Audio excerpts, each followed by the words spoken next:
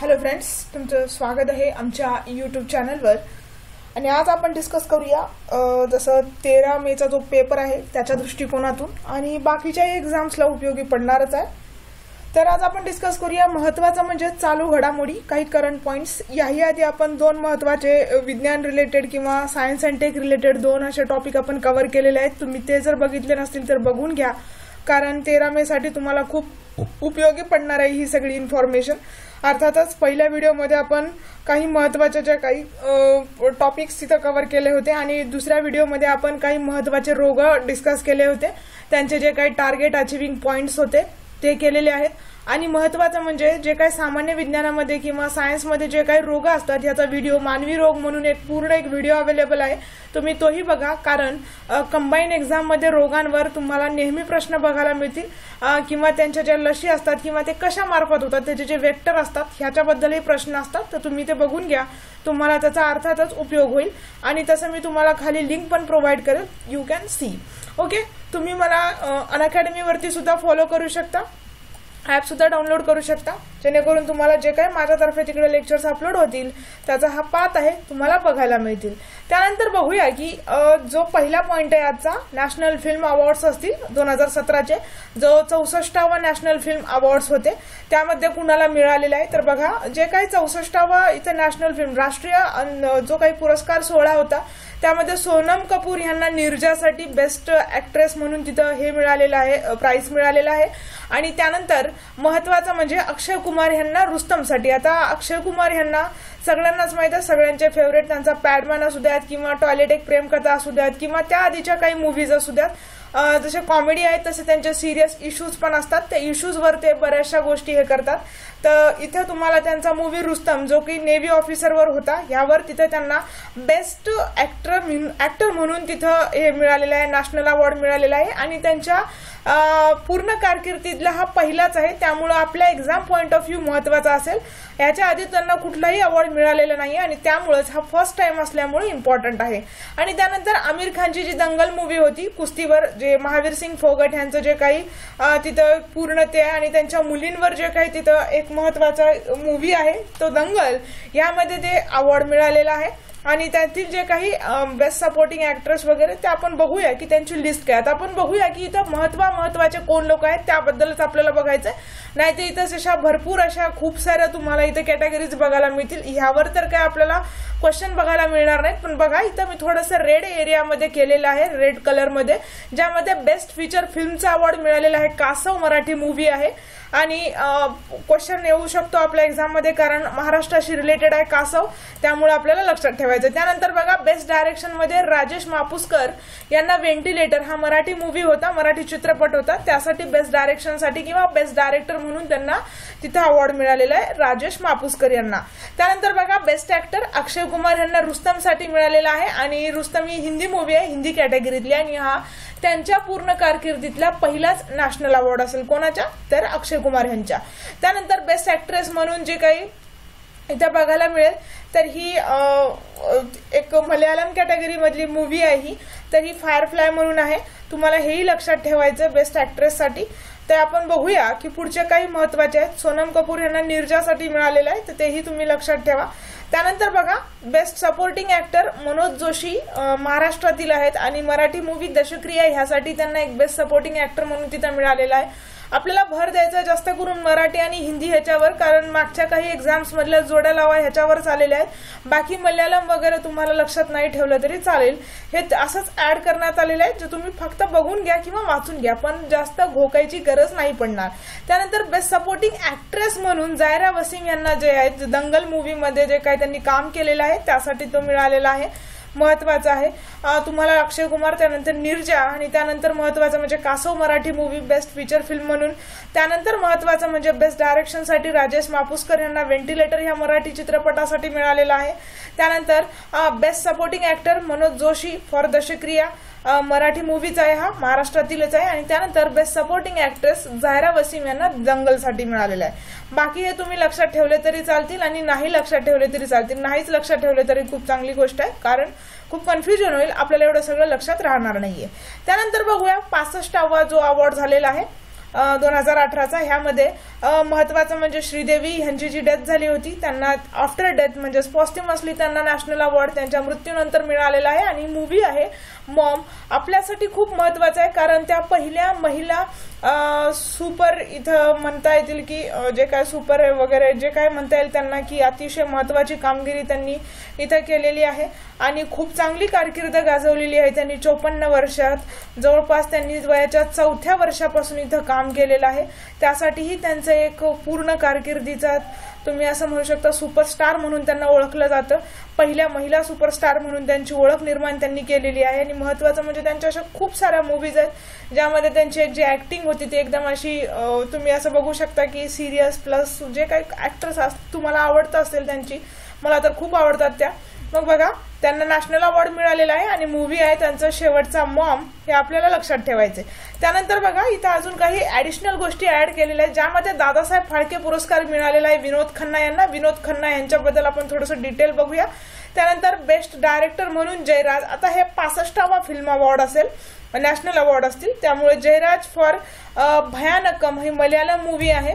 त्यानंतर best feature film म्हणून village rockstar आसामी भाषेतील मूवी आहे. त्यानंतर best actor Riddhi Sen for Nagar Kirtan हे बेंगॉली आहेत. हे नाही लक्षात ठेवलं तरी चालेल पण दादासाहेब फाळके अवॉर्ड इथं विनोद खन्ना यांना मिळालेलं आहे हे लक्षात ठेवा. त्यानंतर बेस्ट ऍक्ट्रेस श्रीदेवी यांना मिळालेला आहे मॉम या हिंदी चित्रपटासाठी. त्यानंतर बेस्ट सपोर्टिंग ऍक्टर फहाद फसील हे लक्षात ठेवलं तरी चालेल नाहीतर नाही ठेवलं तरी चालेल. आता विशेष म्हणजे आपण इथं थोडंसं जाणून घेऊया विनोद खन्ना यांच्याबद्दल. साधारणतः त्यांनी कारकीर्द कुठून सुरुवात केलेली आहे आणि कशी केली आहे. बघा 2017चा जो STIचा पेपर झाला होता कंबाईनच्या अगोदरचा त्यामध्ये त्यांनी एक साधना ऍक्ट्रेस होत्या साधना शिवदासानी ह्यांच्याबद्दल त्यांच्या स्टार्टिंग मूवी बद्दल किंवा याच्याबद्दल विचारलं होतं की कसं त्यांनी कुठून सुरुवात केली आहे. तसंच बघा इथून कोणावरूनही प्रश्न येऊ शकतो त्यामुळे मी इथं थोडासा कव्हर करण्याचा प्रयत्न केलेला आहे. बघा विनोद खन्ना आहेत महत्वाचं म्हणजे हे खासदार सुद्धा होते BJPसाठी किंवा भाजपासाठी त्यामुळे अजूनच महत्वाची गोष्ट आहे. तर बघा विनोद खन्ना यांचा जन्म 6 ऑक्टोबर 1946 मध्ये पेशावर येथे झाला होता. पेशावर हे पाकिस्तान येथे आहे. त्यानंतर त्यांनी जी सुरुवात केली होती 1968 मध्ये मन की बात इथं तुम्हाला थोडंसं लक्षात ठेवायचंय. मन की बात नाही मन का मीत मध्ये. आणि या सिनेमातून विनोद खन्ना यांनी बॉलिवूडमध्ये पदार्पण केलं परंतु त्यांनी हिरो म्हणून नाही ऍज अ ऍक्टर म्हणून नाही तर ऍज अ व्हिलन म्हणून सुरू केलं होतं. आणि महत्वाची गोष्ट ह्या सिनेमात अनेक त्यांनी सिनेमात काम केलेलं आहे पुढे ज्यामध्ये त्यांनी सपोर्टिंग ऍक्टर आणि खलनायक म्हणजे व्हिलन यांच्याच भूमिका साकारत होत्या. पण 1971 मध्ये ज्यावेळेस त्यांनी सुरुवात केली हम तुम और वो या सिनेमामध्ये त्यांनी पहिल्यांदा मुख्य भूमिका म्हणून तिथं काम बघितलेलं आहे. त्यानंतर विनोद खन्ना यांचे काही मूवीज बघा मेरे अपने त्यानंतर कुर्बानी पूरब और पश्चिम रेशमा और शेरा त्यानंतर हाथ की सफाई हेराफेरी मुकद्दर का सिकंदर अमर अकबर अँथनी हे काही महत्वाचे चित्रपट आहे ज्यामध्ये त्यांनी काम केलेलं आहे. आणि इथून आपल्याला क्वेश्चन येऊ शकतो की त्यांचा पहिला चित्रपट कुठून आहे किंवा त्यांनी पहिल्यांदा ऍक्टर म्हणून कुठून सुरुवात केली किंवा त्यांच्या बाकीचे आपल्याला 4-5 नावे देतील आणि 1 बरोबर आहे 2 बरोबर आहे किंवा असं काही बरोबर आहे त्यामुळे आपल्याला इथं थोडंसं लक्षात घ्यायला पाहिजे. त्यानंतर बघा 2015 मध्ये त्यांचा आलेला जो शेवटचा मूवी होता तो म्हणजे दिलवाले होता त्यामध्ये त्यांनी अखेरचं काम करण्यात बघितलं. त्यानंतर अजून एक त्यांचा मूवी आला होता आगामी एक थी रानी ऐसी भी चा जो ट्रेलर होता तो प्रदर्शित झाला होता पण त्यानंतर त्यांची तब्येत जी होती ती खूप खालावली होती आणि तिथे त्यानंतर त्यांची डेथ सुद्धा झालेली आहे. आणि 1997 मध्ये विनोद खन्ना हे राजकारणात सक्रिय झाले होते ज्यामध्ये ते भाजपा जे काही आहे भाजपा पार्टी आहे तुम्हाला माहिती आहे भारतीय जनता पार्टी आणि पंजाबमधील गुरुदासपूरचे ते खासदार म्हणून तिथे निवडूनही आले होते. तर आपल्याला ह्यावरही प्रश्न येऊ शकतो त्यामुळे इथं महत्वाची गोष्ट आहे. त्यानंतर बघा अभिनेत्री श्रीदेवी यांच्याबद्दल बघूया ज्यांना मॉम या मूवीसाठी बेस्ट ऍक्ट्रेस म्हणून तिथे अवॉर्ड मिळालेला आहे पॉस्ट्युमसली मरणोपरांत आहे. महत्वाची गोष्ट आहे त्यांना इथं पद्मश्री सुद्धा पुरस्काराने गौरवण्यात आलेलं होतं.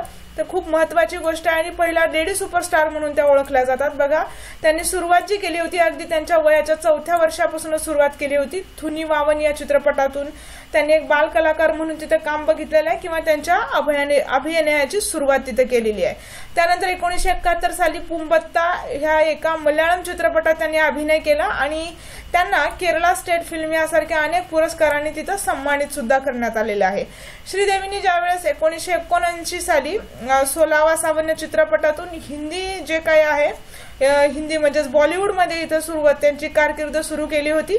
त्यानंतर महत्वाचं म्हणजे सदमा. सदमा तुम्हाला माहीतच असेल, कमल हसन यांच्यासोबत मूवी आहे. त्यानंतर हिम्मतवाला, त्यानंतर जाग उठा इंसान, अक्लमंद, इन्कलाब, तोहफा, सरफरोश, बलिदान, नया कदम, नगीना, घर संसार, नया कदम परत एकदा झाले. त्यानंतर मकसद, सुलतान, हल्ला बोल, इंग्लिश खूप चांगला मूवी आहे.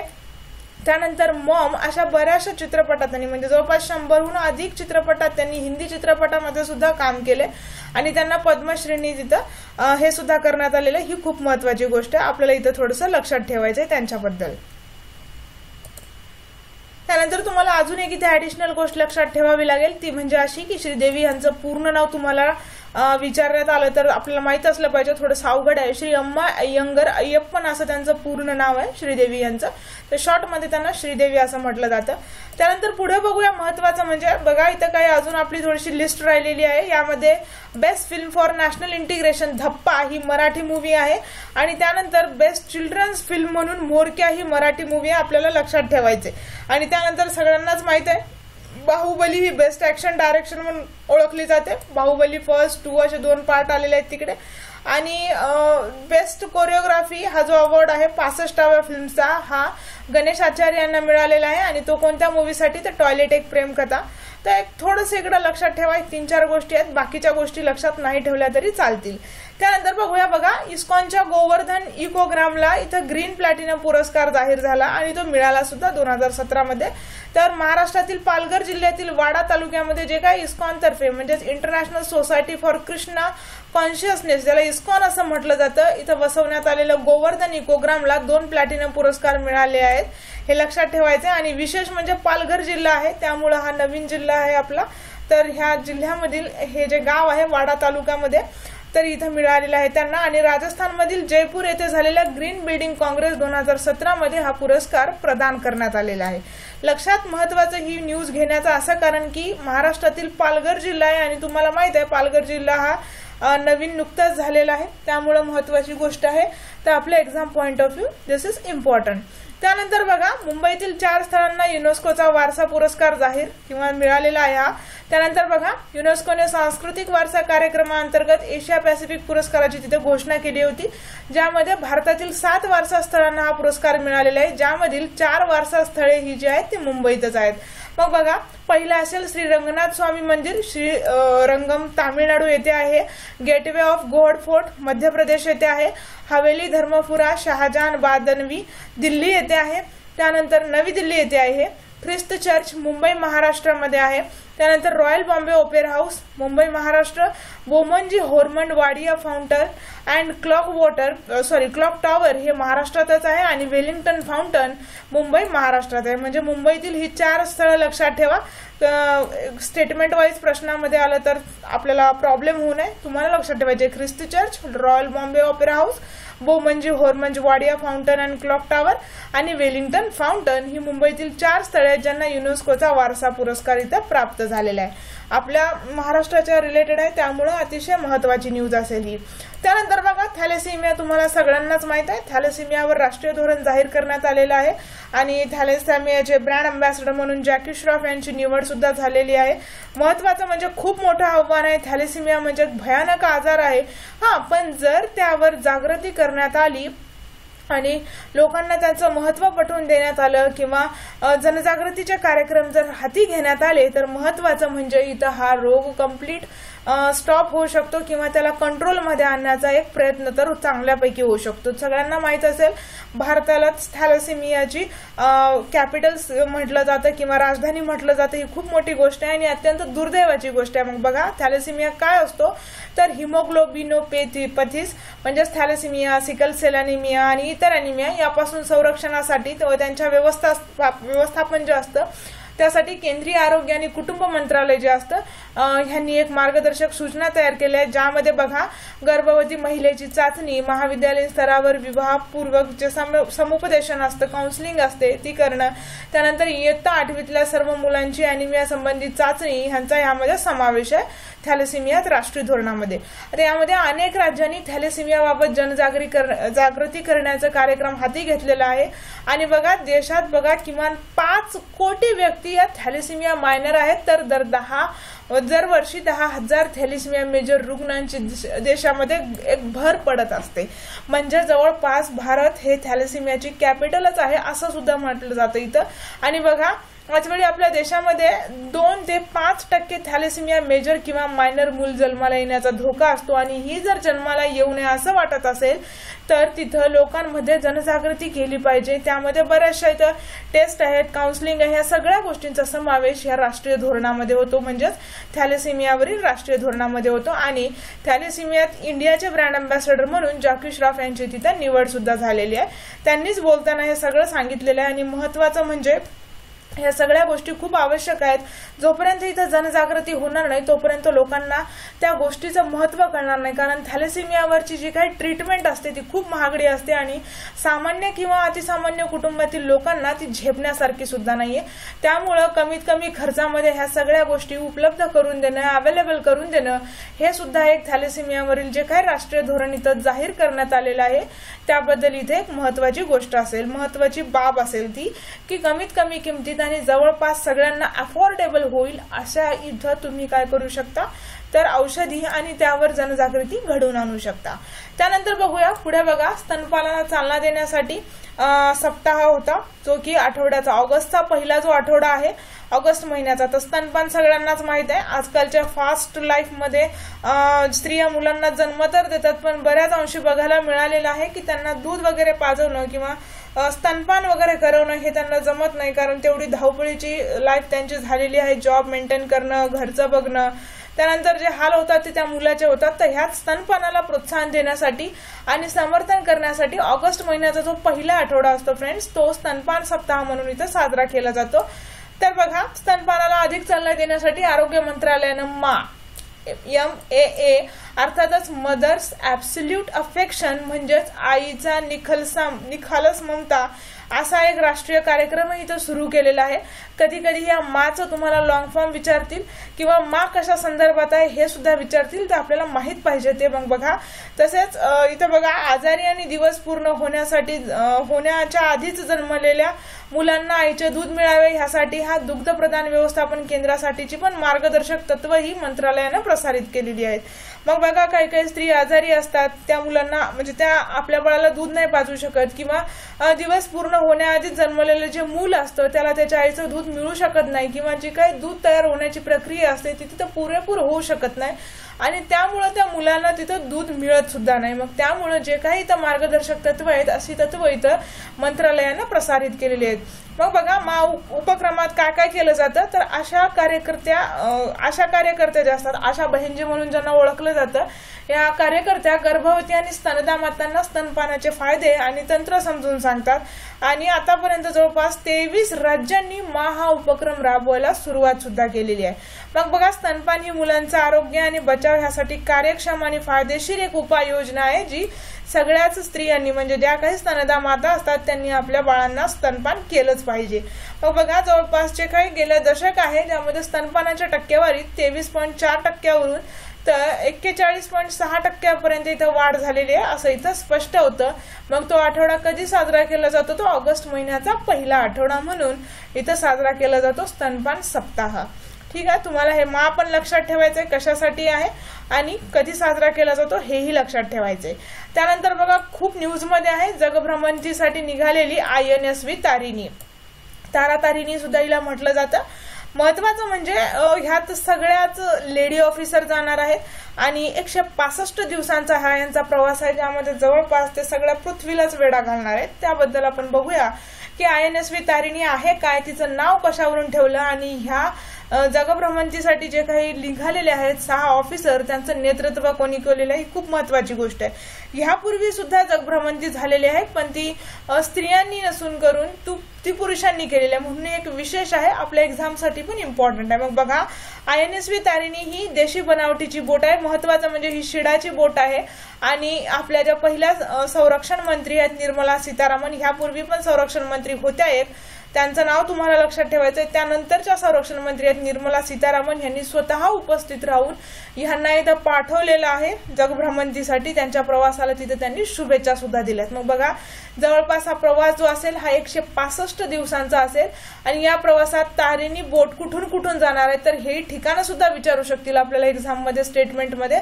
तर मग Fremantle Australia, Lyttelton New Zealand, port Stanley Falkland, Cape Town दक्षिण आफ्रिका ह्या ठिकाणांना काही ते भेट देणार आहेत.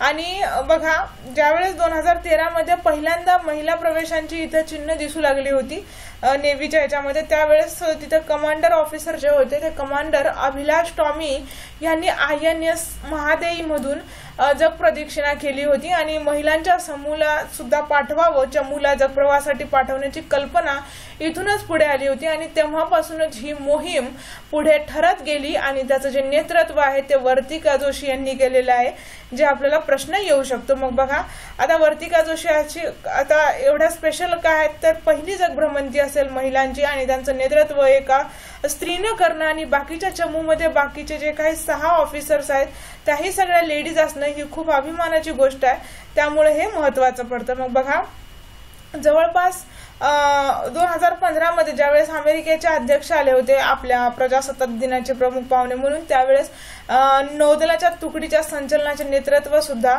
इथं वर्तिका जोशी यांनी केलं होतं. आणि INSV तारिणी ही भारतातील एक नौदलाची शिडाची नौका आहे नौदलाची आणि ही इथंच तयार केलेली आहे. या नौकेचं नाव ओडिसातील जे प्रसिद्ध मंदिर आहे तारातारिणी मंदिर ह्याच्या नावावरून ठेवण्यात आलेलं आहे. खूप महत्वाची गोष्ट आहे. बघा, मागच्या वेळेस एक चिल्का सरोवरावर प्रश्न विचारला होता मागच्या कंबाईनला की चिल्का सरोवर कोणत्या 2 नद्यांच्या त्रिभुज प्रदेशामध्ये येतं, तर यावेळेस कदाचित ओडिसातील जे तारातारिणी मंदिर आहे ह्यावरून येऊ शकतं. तर आपल्याला तिथं रेडी असलं पाहिजे. तर बघा, तारातारिणी या शब्दाचा शब्दशः अर्थ जर बघितला संस्कृतमध्ये तर असा होतो की तारून दुसऱ्या तीरावर पोहोचवणारी असा त्याचा अर्थ होतो. कधी कधी आपल्याला अर्थ सुद्धा विचारतील, त्यामुळे आपल्याला इथं थोडंसं कॉन्शियस राहायचंय. मग बघा, ह्या नौकेचं जे बांधकाम आहे ते गोव्याच्या ॲक्वेरियस शिपयार्ड मध्ये करण्यात आलेलं आहे आणि इथूनच ही साधारणतः सुरू सुद्धा झालेली आहे त्यांच्या भ्रमंतीसाठी. म्हणजे ज्या काही 6 ऑफिसर्स इथं निघाल्या होत्या जगभ्रमंतीसाठी त्याचं नेतृत्व वर्तिका जोशी यांनी केलेलं आहे. आणि INSV तारिणी ह्याचं जे नौकेचं जे नाव आहे किंवा शिडाची जी नौका आहे हिचं जे नाव आहे ते ओडिसातील प्रसिद्ध मंदिर तारातारिणी मंदिरावरून ठेवण्यात आलेलं आहे. त्यानंतर बघा, पुढचे महत्वाचे एक व्यक्ती असतील. आता व्यक्ती विशेषवर पण एक प्रश्न विचारला जातो, त्यामुळे आपल्याला इथं थोडेसे इम्पॉर्टंट अशा व्यक्तीबद्दलच बघायचं, सगळ्यांबद्दल बघणं शक्य नाही आणि अभ्यासही शक्य नाहीये. तर बघा, PN भगवती, ज्यांचं पूर्ण नाव प्रफुल्लचंद्र नटवरलाल भगवती असं आहे, ज्यांना जनहित याचिकेचे प्रणेते म्हणून ओळखलं जातात.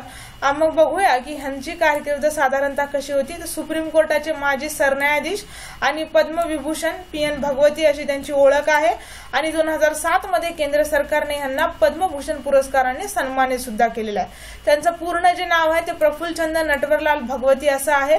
आणि जनहित याचिकेचे प्रणेते म्हणून म्हणजेच भारतीय न्याय व्यवस्थेत जनहित याचिकेचे प्रणेते म्हणून त्यांची अशी विशेष ओळख इथं आपल्याला बघायला मिळते.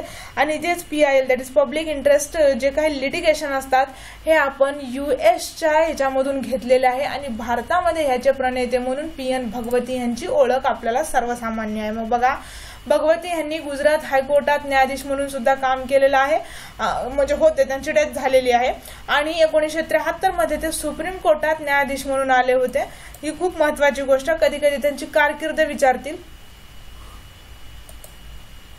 कधी कधी त्यांची कारकीर्द विचारतील. आणि त्यानंतर महत्वाचं म्हणजे 12 जुलै 1885 ते डिसेंबर 1986 या कालावधीत ते सुप्रीम कोर्टात सरन्यायाधीश म्हणून सुद्धा कार्यरत होते. मग बघा, इथं आपण ज्या काही गोष्टी बघितलेल्या आहेत त्या महत्वाच्या PN भगवती यांच्याबद्दल बघितलेल्या आहेत. त्यानंतर बघूया लीला सेठ. महत्वाचं म्हणजे बघा, लीला सेठ यांच्याबद्दल जर तुम्हाला सांगायला असेल तर ह्या पहिल्या स्त्री न्यायाधीश म्हणजे उच्च न्यायालयातील, दिल्ली उच्च न्यायालयातील, ह्यांची विशेष अशी ओळख आहे. महत्वाचं म्हणजे हिंदू वारसा हक्क कायद्यात सुधारणा ज्यावेळेस केल्या होत्या त्यावेळेस हिंदू मुलींना एकत्र कुटुंबाच्या संबंधित समान वाटावा मिळावा ह्यासाठी पण ह्यांनी लढा दिलेला आहे. त्यानंतर समलिंगी लोक जे असतात त्यांच्या हक्काबाबत सुद्धा यांनी महत्त्वाचं एक बुक सुद्धा लिहिलेलं आहे आणि द न्यूयॉर्क टाइम्स मध्ये त्यांनी लेख सुद्धा लिहिलेले आहेत. तर बघा आपण ह्यांच्याबद्दल जाणून घेऊया थोडंसं. लीला सेठ या दिल्ली उच्च न्यायालयातील पहिल्या स्त्री न्यायाधीश होत्या आणि भारतीय उच्च न्यायालयात त्या पहिल्या स्त्री सरन्यायाधीश म्हणून सुद्धा त्यांनी काम बघितलेलं आहे उच्च न्यायालयाच्या. त्यानंतर बघा यांचा जो जन्म आहे हा 1930 मध्ये झालेला आहे. लखनौत झाला होता. जन्माबद्दल असं काही विचारणार नाहीत, पण त्यांची जी महत्वाची कामगिरी आहे त्याबद्दल नक्कीच आपल्याला प्रश्न विचारण्यात येतील. 1978 मध्ये दिल्ली उच्च न्यायालयात पहिल्या महिला न्यायाधीश होण्याचा मान त्यांना मिळाला होता आणि 1991 मध्ये हिमाचल प्रदेश उच्च न्यायालयाच्या त्या मुख्य न्यायाधीश सुद्धा झालेल्या आहेत. आता लीला सेठ यांच्यामुळे हिंदू वारसा हक्क जे आहे या कायद्यात सुधारणा होऊन मुलींना एकत्र कुटुंबाच्या संपत्ती तिथं समान वाटा सुद्धा मिळालेला आहे. ही खूप महत्वाची यांच्याबद्दलची कामगिरी आहे जी आपल्याला क्वेश्चन म्हणून येऊ शकते. त्यानंतर महत्वाची गोष्ट म्हणजे समलिंगींच्या हक्कांबाबत त्यांनी India you are a criminal if gay असा एक टीकात्मक लेख सुद्धा लिहिलेला आहे द न्यूयॉर्क टाइम्स मध्ये. त्यानंतर शक्तिमान, सगळ्यांनाच माहिती आहे की शक्तिमान ही सगळ्यांची आवडती, लहानपणी शाळा बुडवून सुद्धा मुलं इथं बघायची अशी शक्तिमान मालिका जी होती, जे काय त्याचा समाजावर जो काही परिणाम होत होता त्या समाजावर होणाऱ्या परिणामाचा अभ्यास करून त्यांनी काही तिथं मते मांडली होती आणि त्यावर आधारित विथ चिल्ड्रन ऑफ इंडिया हे त्यांचं पुस्तक विशेष गाजलं होतं. तर ह्यावरही आपल्याला क्वेश्चन येऊ शकतो, त्यामुळे इथे लक्षात घ्या. त्यानंतर बघा पुढे महत्वाचं म्हणजे देशाला हादरवून टाकणारा जो एक महत्वाचं इथं घटना झाली होती ती म्हणजे दिल्लीतील निर्भया जो काही बलात्कार प्रकरण होतं, बलात्कार आणि त्यानंतर हत्या या विरोधी कायद्यात त्यांनी सुधारणांसाठी निवृत्त न्यायाधीश JS वर्मा ह्यांची जी समिती नेमली होती त्यात त्यांचा सुद्धा समावेश होता. अर्थातच लीला सेठ यांचा सुद्धा समावेश होता आणि त्यांचं आत्मचरित्र ऑन बॅलन्स 2003 मध्ये प्रसिद्ध झालेलं आहे. त्यात त्यांनी व्यावसायिक जीवनात त्यांना आलेल्या लिंगभेदाच्या अनेक अनुभवांचा तिथे उल्लेख केलेला. मग आपल्याला इथं हेही लक्षात ठेवायचंय की ऑन बॅलन्स नावाचं त्यांचं आत्मचरित्र होतं जे त्यांनी लिहिलं होतं 2003 मध्ये आणि ते प्रसिद्ध सुद्धा झालं होतं. त्यानंतर बघा 50 वर्षाच्या कारकिर्दीत ज्या काही समस्यांना त्यांना तिथं तोंड द्यावं लागलं त्यांना त्यात जाणवलं, त्यावर talking of justice people rights in modern India हे पुस्तक सुद्धा त्यांनी लिहिलेलं आहे जे आपल्याला exam point of view important असेल. ह्या होत्या लीला सेठ. त्यानंतर बघूया भारतीय अवकाश संशोधन जे संस्था आहे अर्थातच इस्रो, ह्याचे पूर्वीचे जे काही चीफ होते ते होते किरण कुमार राव. त्यानंतर के सिवान यांची तिथे हे झालेली आहे. तर ह्यांचं पण महत्वाचं आपण कार्य बघूया की कशाबद्दल येतं, काय काय ह्यांनी काम केलेलं आहे. तर भारतीय अवकाश संशोधन संस्था म्हणजे इस्रो संस्थेची धुरा के सिवान यांच्या हाती आहे आणि जे काही आपण 104 उपग्रह इथं पाठवण्यात आले होते एकाच वेळी सोडण्याचा जो विक्रम आपल्या महत्वाचा रेकॉर्ड आपल्या देशाच्या नावीवर आहे त्यात सिवान यांचा सुद्धा सिंहाचा वाटा होता आणि ध्रुवीय उपग्रह प्रक्षेपक तयार करण्यातही त्यांची विशेष कामगिरी बघायला मिळालेली आहे, ज्यामध्ये स्वदेशी क्रायोजेनिक इंजिने विकसित करण्यातही त्यांचा मोठा वाटा आहे. त्यामुळेच ते रॉकेट मॅन म्हणून ओळखले जातात. इस्रोचे प्रमुख होण्याच्या आधी ते तिरुवनंतपुरम येथे जे काही विक्रम साराभाई अवकाश केंद्र आहे त्या केंद्राचे संचालक म्हणून सुद्धा त्यांनी काम पाहिलेलं आहे आणि सर्वात शक्तिशाली जसा जो GLV भूस्थिर उपग्रह प्रक्षेपक आहे त्या तयार करण्यातही त्यांनी महत्वाची भूमिका पार पडलेली आहे. आणि त्यानंतर बघा सिवान यांनी इस्रोच्या अग्निबाणांच्या मार्गाचे सादृश्यीकरण करणाऱ्या सितारा या सॉफ्टवेअरची निर्मिती सुद्धा केलेली आहे. लक्षात ठेवा सितारा सॉफ्टवेअर. आणि फेरवापराच्या अवकाशात जे काही प्रक्षेपांची अतिशय आव्हानात्मक योजना ही त्यांच्याच प्रयत्नामुळे इथं पार पडलेली आहे आणि त्यांना रॉकेट मॅन म्हणून ओळखलं जातं. जसं APJ अब्दुल कलाम सरांना मिसाईल मॅन म्हणून ओळखलं जातं तसं ह्यांना रॉकेट मॅन म्हणून ओळखलं जातं. त्यामुळे ह्यांची कामगिरी अशी विशेष अशी आहे. त्यानंतर पुढे बघूया कृष्णा सोबती यांना ज्ञानपीठ पुरस्कार मिळालेला आहे 17 सालचा 2017चा. तर बघा 1944 साली पहिली कथा लिहिणाऱ्या सोबती यांना 2017 सालीचा ज्ञानपीठ मिळेपर्यंत त्यांनी एक मोठा महत्वाचा असा त्यांच्या लिखाणाच्या म्हणजे साहित्याच्या कामगिरीमध्ये मोठा असा पल्ला ओलांडलेला आहे, ज्यामध्ये त्यांनी त्याच वर्षी प्रकाशित केलेलं जे पुस्तक होतं म्हणजे 17 साली ज्यावेळेस त्यांना इथं ज्ञानपीठ पुरस्कार मिळाला होता त्यावर्षीच तर गुजरात पाकिस्तान असे गुजरात हिंदुस्तान तक असे एक त्यांचं पुस्तक आहे, ज्यामध्ये ही आत्मचरित्रात्मक त्यांची कादंबरी आहे ज्यामध्ये त्यांनी सर्वार्थाने इथं व्यक्त केलेलं आहे. आपल्याला पुस्तकं तेवढी लक्षात ठेवायची आहे कारण 2018चा 8 एप्रिलचा जो पेपर होता त्यामध्ये आपण बघितलं की त्यांनी नोबेल साहित्यिकावर पुस्तक प्रश्न विचारले होते, तसं इथं आपल्याला ज्ञानपीठ पुरस्कार विचारतील त्यामुळे आपण रेडी असलं पाहिजे. त्यांचा जो जन्म आहे पाकिस्तानातील जो पंजाब प्रोव्हिन्स आहे किंवा प्रांत आहे गुजरात जिल्ह्यातील एका मध्यवर्गीय कुटुंबात झाला होता. तो कधी झाला होता तर 18 फेब्रुवारी 1925 रोजी.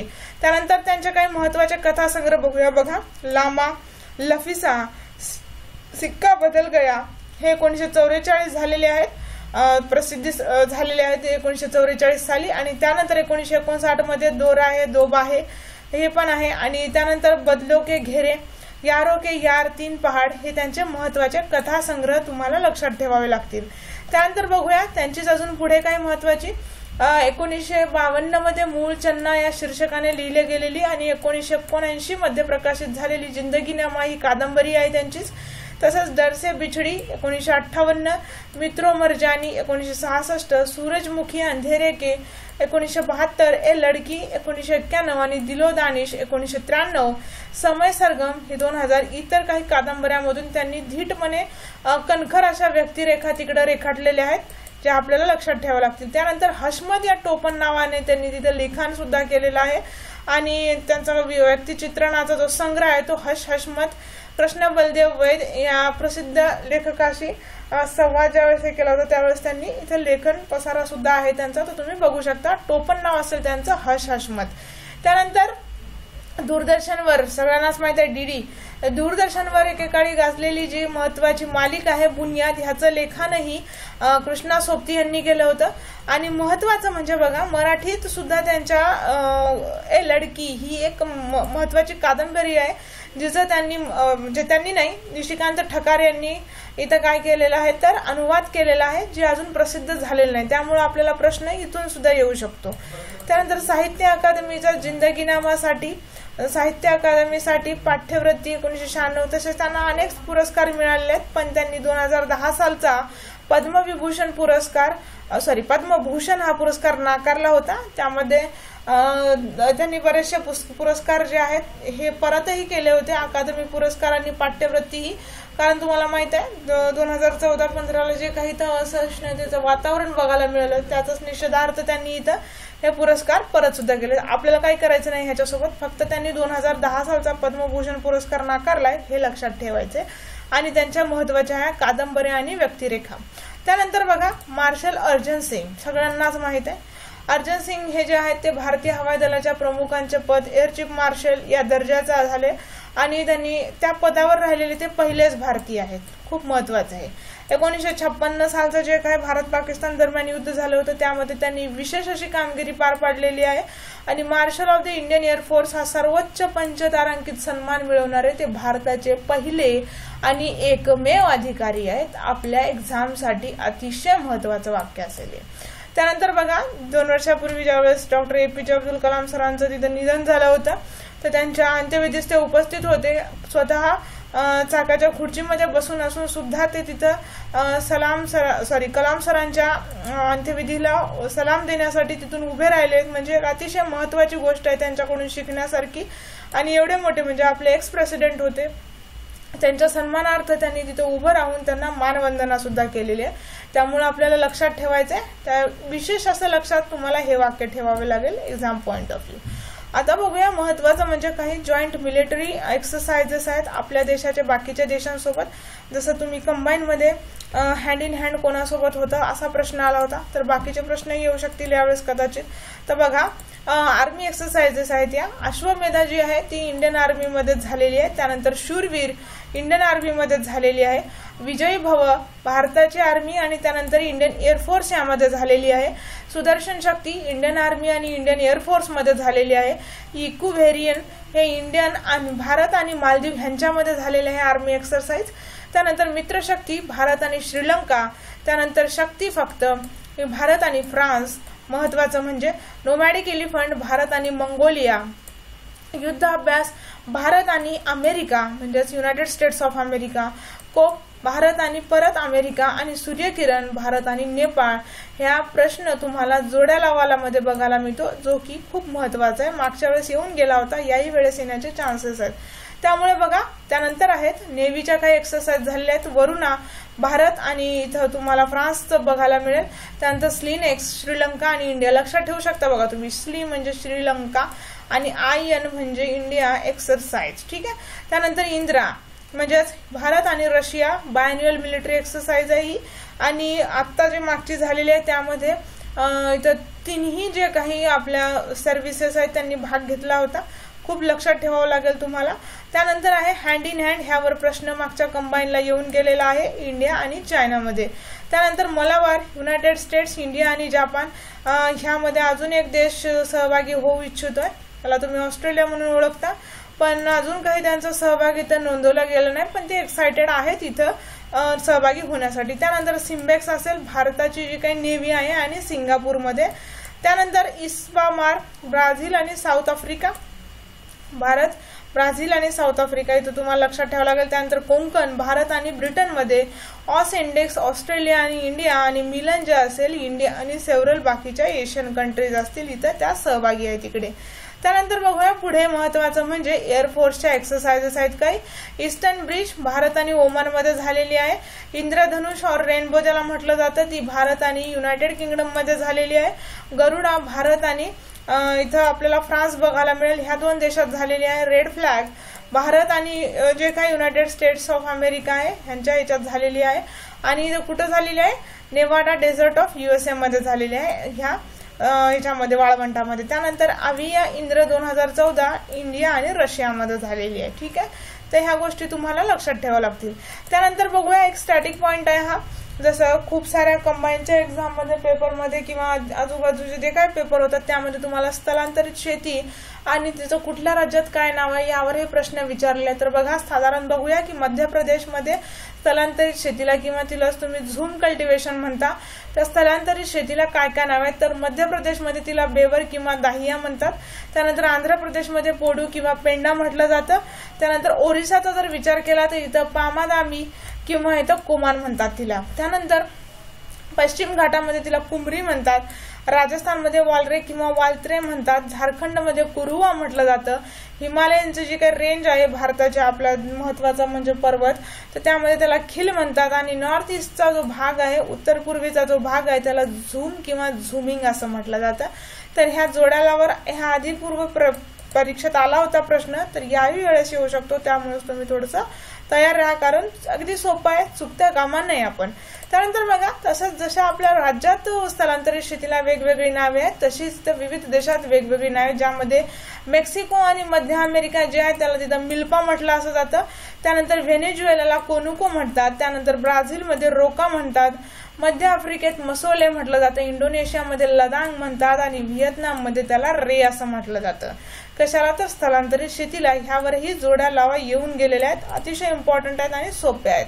त्यानंतर बघूया की वित्त आयोगावर तुम्हाला 8 एप्रिलला प्रश्न बघायला मिळत आहे की वित्त आयोगाचे अध्यक्ष कोण आहेत 15व्या.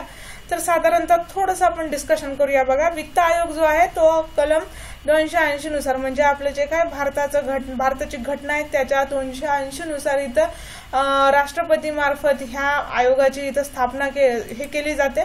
त्यानंतर वित्त आयोगात 5 लोकांचं मिळून बनलेलं असतं, ज्यामध्ये 1 सदस्य असतात आणि इतर 4 एक अध्यक्ष असतात आणि इतर 4 इथं सदस्य आपल्याला बघायला मिळतील. मग नियुक्ती कोण करतं तर वित्त आयोग आणि त्यातील महत्वाचे जे काय सदस्य असतात त्यांची नियुक्ती भारताचे राष्ट्रपती करतात. आणि कितीनुसार करतात तर कलम 280 नुसार केली जाते.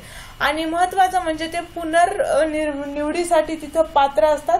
ही खूप महत्वाची गोष्ट आहे. ह्यावरही कधी कधी स्टेटमेंट वाईज प्रश्न येऊ शकतो. त्यानंतर बघा राष्ट्रपती दर 5 वर्षांनी किंवा त्यांना आवश्यक वाटेल तेव्हा वित्त आयोगाची तिकडे स्थापना करतात. आपल्याला हे लक्षात ठेवायचं आहे प्रत्येक 5 वर्षांनी. आतापर्यंत 15 आयोग झालेले आहेत. त्यातील पहिला जो वित्त आयोग होता हा के.सी. नियोगी यांच्या अध्यक्षतेखाली झालेला आहे आणि 1951 साली त्याची स्थापना बघायला मिळते. त्यानंतर दुसरा 1956 ह्याचे अध्यक्ष होते के. संथानम. तिसरा जो होता ए.के. चंदा ह्याचे अध्यक्ष बघायला मिळतील तुम्हाला. चौथा आयोग जो होता 1964 साली स्थापन झाला होता पी.व्ही. राजमन्नावर यांच्या अध्यक्षतेखाली. त्यानंतर 5वा महावीर त्यागी. 6वा के. ब्रह्मानंद रेड्डी. 7वा जे.एम. शेलार. 8वा यशवंतराव चव्हाण यांच्या अध्यक्षतेखाली तुम्हाला इथं हा 8वा आयोग बघायला मिळेल वित्त आयोग. त्यानंतर बघा महत्वाचं म्हणजे 9वा जो आयोग आहे NP.के. साळवे यांच्या अध्यक्षतेखाली स्थापन झाला होता. 10वा के.सी. पंत. 11वा A.M. खुसरो.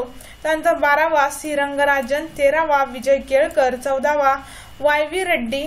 आणि 15वा जो आहे आता सध्या चालू आहे हा NK सिंग यांच्या अध्यक्षतेखाली इथं स्थापन करण्यात आलेला आहे। यावरच प्रश्न येऊन गेला होता एक्झाम मध्ये 8 एप्रिलच्या की कोण अध्यक्ष होते।